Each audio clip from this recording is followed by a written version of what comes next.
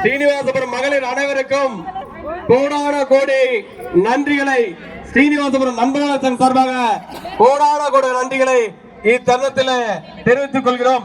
அனைவரும் மிகப்பெரிய ஒரு கரவசை, அனைவரும் கைத்தட்டுங்க.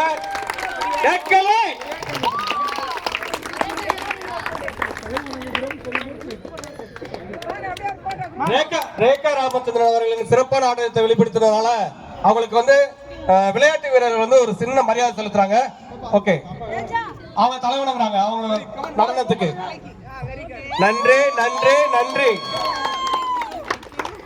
எல்லாரும் அப்படியே போட்டோ, அவங்களாம் முன்னாடி அங்க பின்னால பாருங்க போட்டோ.